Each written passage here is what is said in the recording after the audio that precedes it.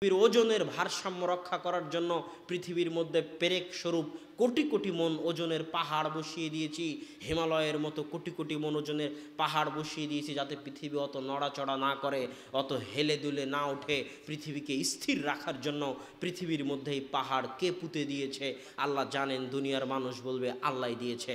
আল্লাহ বলছেন, দুনিয়ার মানুষ আম্মাং জাআলাল আরদা, কে পৃথিবীর বুক চিরে, পৃথিবীর বুক ফেটে বুক চিরে লাখো কোটি নদী, লাখো কোটি নালা কে প্রবাহিত করেছে?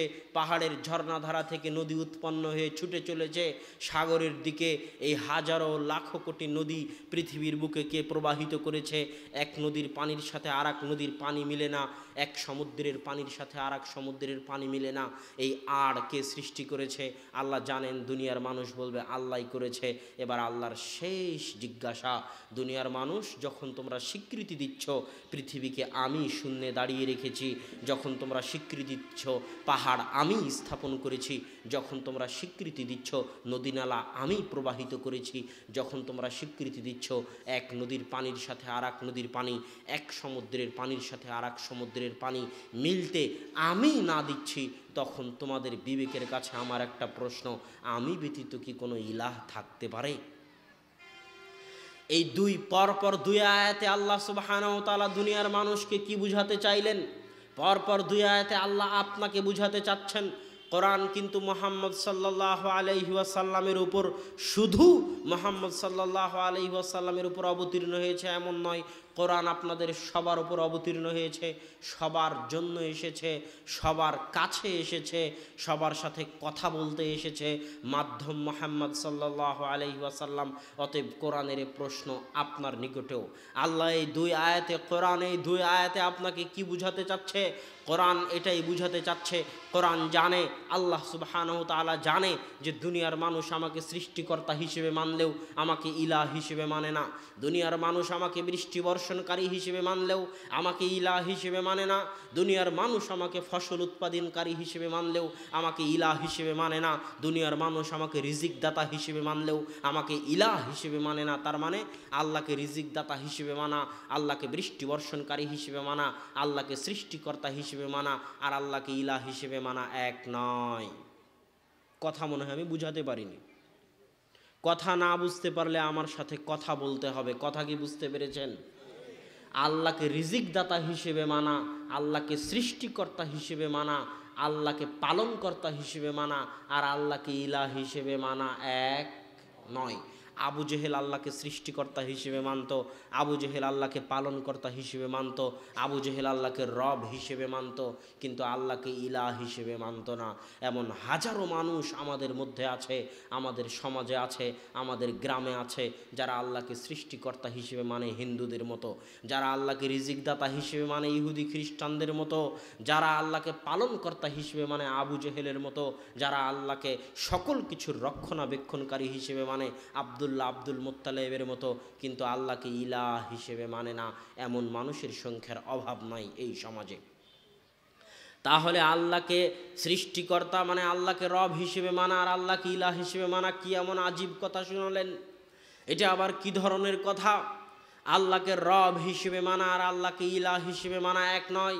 আল্লাহ সুবহানাহু ওয়া তাআলা কোরআনে বলছেন, আলহামদুলিল্লাহি রাব্বিল আলামিন, প্রশংসা পৃথিবীর প্রতিপালকের। এই জগৎ ওই জগৎ উভয় জগতের প্রতিপালকের প্রশংসা। আল্লাহ বলেছেন রব্বুল আলামিন, মানে আসমান জমিন এবং আসমান জমিনের মাঝে যা কিছু আছে, এই কাল ওই কাল এবং এই কাল ওই কালের মাঝে যা কিছু আছে, সবার পালনকর্তা আল্লাহ।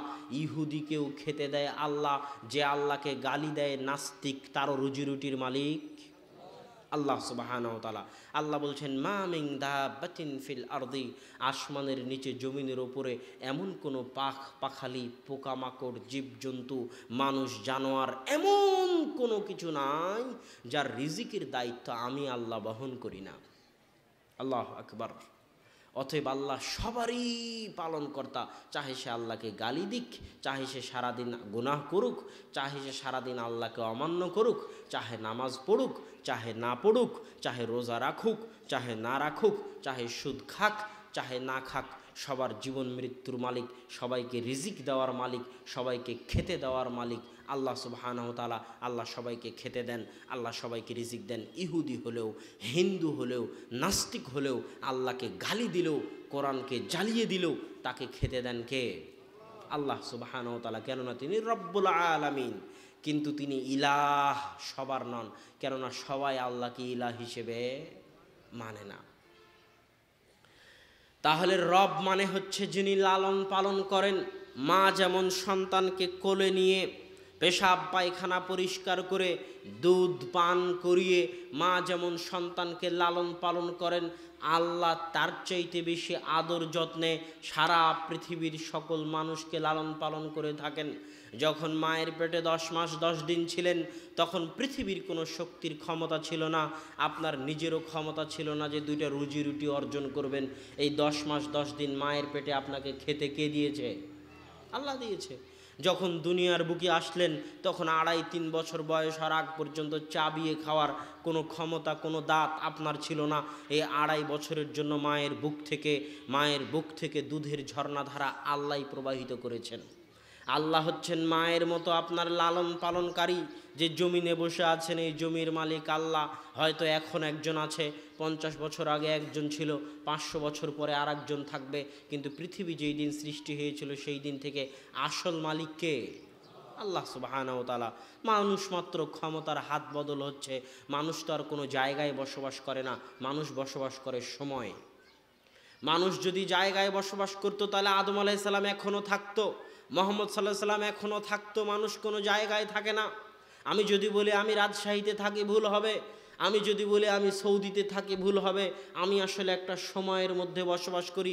1993 সালে জন্ম হয়েছে, যেই দিন মারা যাব, এই 1993 থেকে ওই মারা যাওয়ার সময়টুকু আমার। এই সময়ের মধ্যে আমি চাইলে আপনার দিনাজপুরেও থাকতে পারি, আমি চাইলে লন্ডনেও থাকতে পারি, সেটা কোনো ব্যাপার নয়। আসলে মানুষ বসবাস করে সময়ের মধ্যে। সময় যেই দিন শেষ হয়ে যায়, মানুষের থাকাও সেই দিন শেষ হয়ে যায়। অতএব আমরা আছি একটা সময়ের মধ্যে। এই জায়গার মালিক আল্লাহ সুবহানাহু ওয়া তাআলা। আমরা যে অক্সিজেন নিচ্ছি তার মালিক আল্লাহ সুবহানাহু ওয়া তাআলা। যে রোদের আলোয় আমরা জীবন যাপন করতেছি, একটা গাছকে যদি 1 মাসের জন্য গামলা দিয়ে ঢেকে দেওয়া যায়, রোদ থেকে দূরে রাখা যায়, গাছ মারা যাবে। মানুষকে যদি রোদের আলো থেকে দূরে রাখা যায়, মানুষও মারা যাবে। পৃথিবীর সকল শক্তির উৎস তো পৃথিবীতে কোথাও শক্তি আসবে না, মানুষও শক্তি পাবে না, জীবজন্তু তারাও শক্তি পাবে না। জীবজন্তু কি খায়? ঘাস খায়। ঘাস কোথায় থেকে শক্তি নেয়? রোদ থেকে শক্তি নেয়। মাটি এবং রোদের সংমিশ্রণে ঘাস বড় হয় এবং ঘাসের মধ্যে শক্তি সঞ্চার হয়। তারপরে সেই ঘাসটা গরু খায়, তখন গরুর মধ্যে শক্তিটা আসে। সেই গরুটা আমরা খাই, তখন আমাদের মধ্যে শক্তি আসে। শুরুটা হলো রোদ থেকে। রোদ নাই তো ঘাসও নাই, ঘাস নাই তো গরুও নাই, গরু নাই তো মানুষও নাই। সকল শক্তি, সকল কিছুর উৎস, সকল রিজিকের উৎস হচ্ছে সূর্য। আর এই সূর্য কে দিয়েছে? আল্লাহ সুবহানাহু ওয়া তাআলা দিয়েছে। অতএব আমাদের রবকে আল্লাহ সুবহানাহু ওয়া তাআলা, আমাদের লালন পালন কর্তা আল্লাহ সুবহানাহু ওয়া তাআলা। কিন্তু আমরা আল্লাহকে ইলাহ হিসেবে মানি না। আল্লাহ কি বলতেছে? আল্লাহ বলতেছে, যিনি তোমাকে খেতে দেয় ইলাহ হওয়ার যোগ্য তিনি। আপনাকে যিনি খেতে দেয় ইলাহ হওয়ার যোগ্য কে? তিনি। যিনি আপনার লালন পালন কর্তা, আপনি যদি একটা সিজদা করেন তো একটা সিজদা পাওয়ার অধিকার কে রাখে? আল্লাহ। যিনি আপনার রুজি রুটির মালিক, আপনি যদি কোনোদিন দোয়া করেন, ওই দোয়া কার কাছে করবেন? আপনার ওই হাতটুকু তোলার অধিকার পাওয়ার একমাত্র যোগ্য কে? আল্লাহ। আপনার যখন অসুখ বিসুখ হলো, তখন যিনি আপনাকে খাওয়ায়, যিনি আপনাকে পড়ায়, আপনি তার কাছে না গিয়ে চলে গেলেন তাবিজ কবজের কাছে, মানে আপনি আল্লাহকে রব হিসেবে মানেন, ইলাহ হিসেবে মানেন না। মা বোনদেরকে লক্ষ্য করে বলতেছি, হাজারো লাখো মা বোন আছে যারা সন্তানের কপালে কালো টিপ দেয়, লাখো মা বোন আছে সন্তানকে তাবিজ পরিয়ে রেখেছে। এরা সবাই আল্লাহকে রব হিসেবে মানে, কিন্তু আল্লাহকে ইলাহ হিসেবে মানে না। ইলাহ হিসেবে মানা মানে হচ্ছে বিপদ আপদে পড়লে সমস্যায় পড়লে এবাদতের যোগ্য যিনি, তিনি হচ্ছেন ইলাহ। আপনার এবাদত উপাসনা পাওয়ার যোগ্য যিনি, দোয়া পাওয়ার যোগ্য যিনি, যার কাছে আপনি আরোগ্য চাইবেন, চিকিৎসা চাইবেন, যার কাছে সাহায্য প্রার্থনা করবেন, যার কাছে আশ্রয় প্রার্থনা করবেন, একটা সিজদা যার কাছে করবেন, যার তাসবিহ তাহলিল করবেন, যার জিকির আজকার করবেন, তিনি হচ্ছেন ইলাহ। যিনি আপনাকে খাওয়ায়, যিনি আপনাকে পড়ায়, যিনি আপনাকে লালন পালন করে, যিনি আপনার রব, সারা জীবনে একটাও যদি সিজদা করেন তো ওই একটা সিজদা পাওয়ার একমাত্র হকদার হচ্ছেন আল্লাহ সুবহানাহু ওয়া তাআলা। সম্মানিত উপস্থিতি, সারা পৃথিবীর মানুষ, সারা দুনিয়ার মানুষ, সারা বাংলাদেশের মানুষ আল্লাহ সুবহানাহু ওয়া তাআলাকে অধিকাংশ মানুষ রব হিসেবে মানলেও ইলাহের হক, ইলাহের অধিকার আর একজনকে দিয়ে বসে থাকে। তার নামই শিরক, এর নামই শিরক। শিরক মানে কি? শেয়ার করা। শিরক মানে ভাগ করা। শিরক মানে অংশীদার দেওয়া। ইলাহের যে হক আছে, অধিকার আছে, আল্লাহ সুবহানাহু ওয়া তাআলা যে ইলাহ, তার যে হক আছে, অধিকার আছে, এই হক অধিকার থেকে সরিষার সমপরিমাণ, চুল সমপরিমাণ সম্মান, মর্যাদা, অধিকার, হক আপনি যদি পৃথিবীর অন্য কাউকে দেন চুল সমপরিমাণ, তাহলে আপনি মুশরিক। আল্লাহ সুবহানাহু ওয়া তাআলা বলছেন যে ওয়ামা ইউমিনু আকসারুহুম বিল্লাহ ইল্লা ওয়া হুম মুশরিকুন। দুনিয়ার অধিকাংশ মানুষ আল্লাহর ওপর ঈমান আনার পরেও মুশরিক। দুনিয়ার অধিকাংশ মানুষ আল্লাহকে রব হিসেবে মানার পরেও মুশরিক। দুনিয়ার অধিকাংশ মানুষ আল্লাহর উপর বিশ্বাস স্থাপন করার পরেও মুশরিক।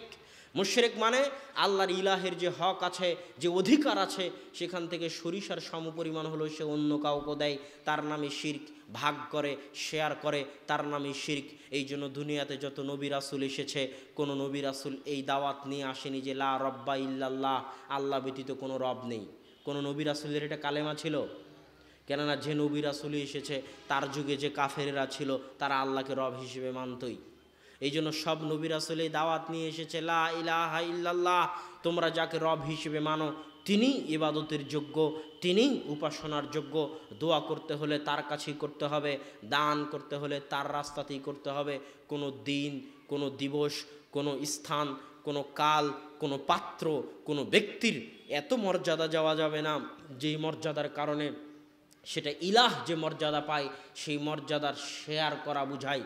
সেটা যে দিন হোক, যে দিবস হোক, যে স্থান হোক, যে কাল হোক, যে পাত্র হোক, তাদেরকে সেই সম্মান দেওয়া যাবে না। এটাই হচ্ছে ইলাহের মূল থিওরি।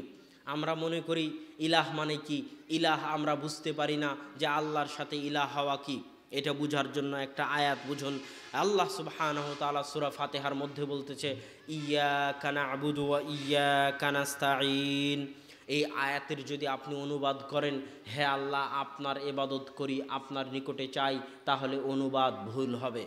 আরবিতে যদি বাক্য এভাবে থাকতো না'বুদু ইয়্যাকা ওয়া নাস্তাঈনু ইয়্যাকা, তাহলে অনুবাদ ঠিক ছিল যে আল্লাহ আপনার ইবাদত করি, আপনার নিকটে চাই। কিন্তু যখন আরবি ইবারত ঘুরে গেছে ইয়্যাকা না'বুদু ওয়া ইয়্যাকা নাস্তাঈন, তখন এর অর্থ হচ্ছে হে আল্লাহ ওয়ানলি ওয়ান, একমাত্র, শুধুমাত্র, শুধুই শুধু আপনারই ইবাদত করি, আর কারো ইবাদত করি না। হে আল্লাহ অনলি ওয়ান, একমাত্র, শুধুই শুধু আপনার নিকটেই সাহায্য প্রার্থনা করি, আর পৃথিবীর কারো নিকটে সাহায্য প্রার্থনা করি না। এটা হলো আসল অর্থ। আপনি বিপদে পড়লেন, আপনাকে বলা হলো আপনার ছেলে অ্যাক্সিডেন্ট করেছে, আপনি তাড়াতাড়ি মোবাইল ফেলে দিয়ে দৌড় দিলেন মেডিকেলে, মানে আপনি এখনো পূর্ণাঙ্গ তাওহীদবাদী মুমিন হতে পারেননি। কথা মনে হয় বুঝাতে পারলাম না? আপনাকে বলা হলো আপনার নামে কেস করে দেওয়া হয়েছে, আপনি তাড়াতাড়ি ফোন তুলে কল লাগালেন মেয়র সাহেবের কাছে, এমপি সাহেবের কাছে, মানে আপনি এখনো পূর্ণাঙ্গ তাওহীদবাদী মুমিন হতে পারেননি। কথা যদি বুঝাতে না পারি তাহলে আমি ব্যর্থ। পূর্ণাঙ্গ তাওহীদবাদী মুমিন সেই, পূর্ণাঙ্গ তাওহীদপন্থী মুমিন সেই, পূর্ণাঙ্গ তাওহীদবাদী মুমিন সেই যে ওই আয়াতে বলে ইয়্যাকা না'বুদু ওয়া ইয়্যাকা নাস্তাঈন, হে আল্লাহ শুধুই শুধু একমাত্র আপনার নিকটেই চাই, আর পৃথিবীর কারো নিকটে চাই না। এ কথা তখন মিথ্যা হয়ে যাবে যখন বিপদে পড়ে আপনি মানুষের কাছে সাহায্য চাইবেন। এ কথা মিথ্যা হয়ে যাবে যখন বিপদে পড়ে ডাক্তারের নিকটে সাহায্য চাইবেন। এ কথা মিথ্যা হয়ে যাবে যখন বিপদে পড়ে মানুষের দ্বারে দ্বারে ধর্ণা দিবেন।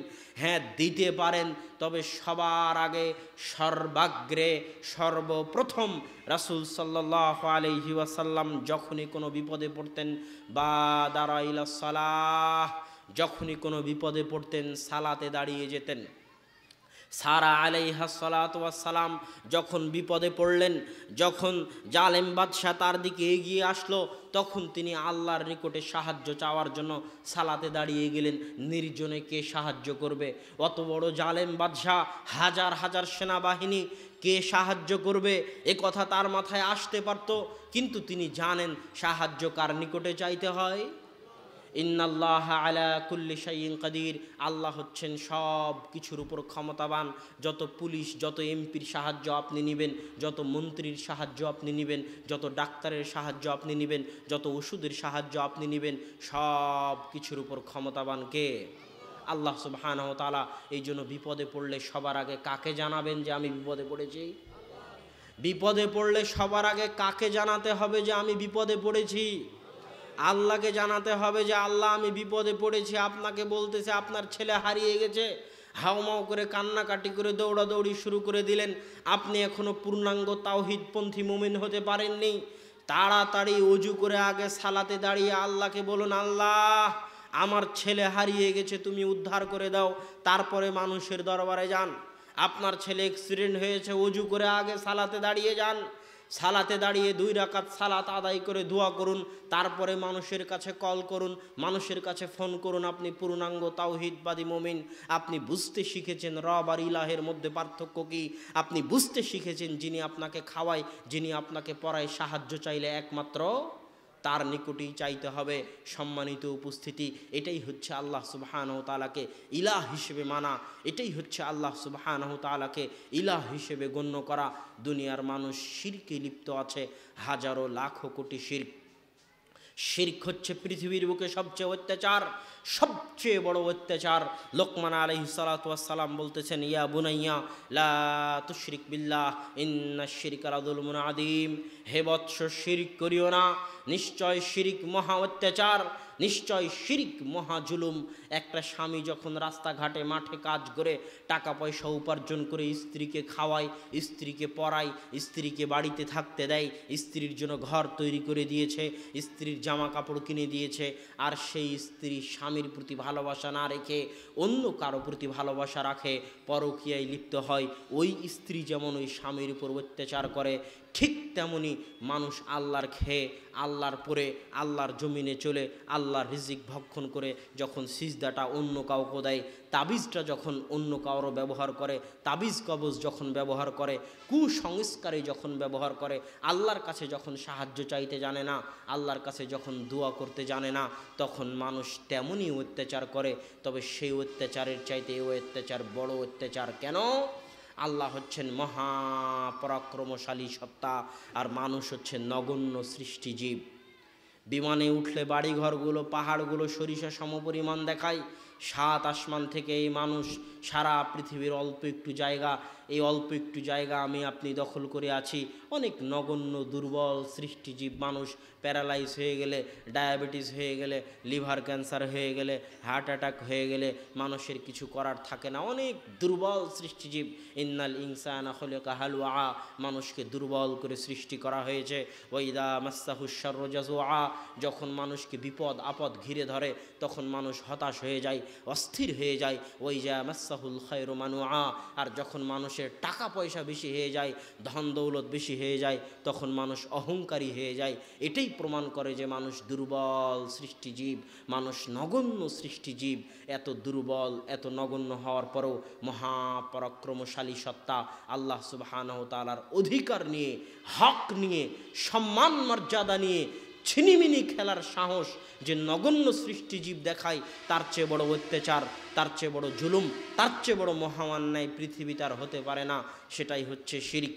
আজকে এই বক্তব্য শোনার পর যদি বুঝতে পারেন শিরক কত ভয়াবহ, শিরক আল্লাহর উপর কত বড় অত্যাচার, তাহলে বাড়িতে গিয়ে যত কোটি টাকারই মূর্তি থাক না কেন, পশু পাখি হোক আর মানুষজন হোক, আর বাপের মূর্তি হোক আর নেতা নেত্রীর মূর্তি হোক, সেই মূর্তি ভেঙে ফেলতে হবে।